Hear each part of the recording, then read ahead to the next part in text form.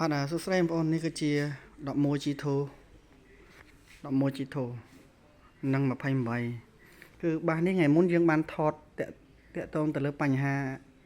ដែលវាមានបញ្ហាតាក់ទងទៅលើក្រួយដែលវាមានសភាពលហែកដូចអា28អញ្ចឹងអានេះយើងបានចុះចូលរួចរាល់ហើយអញ្ចឹងបងប្អូនមើលអានេះទស្សនភាពហ្នឹងហើយទស្សនភាពដែលយើងបានចុះចូលរួចរាល់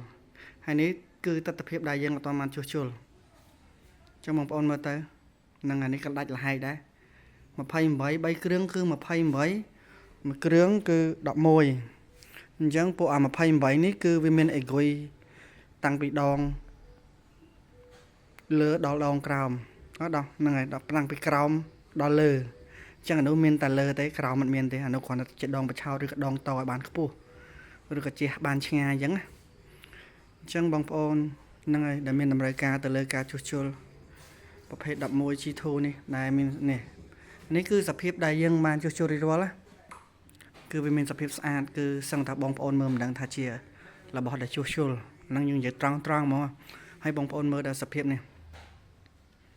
បាសដែលគេហៅថាដែលវាខូចខាតអញ្ចឹងគឺវាមាន3គ្រឿង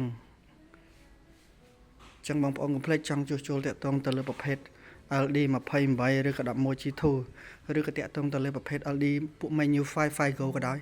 បញ្ហាថ្មឬក៏តាក់ទងទៅលើបញ្ហាសលេងសាប់អីហ្នឹងបងប្អូនអាចយកមកជួសជុលបានបាទអរគុណច្រើនជម្រាបលាជួបគ្នានៅវីដេអូក្រោយបាទ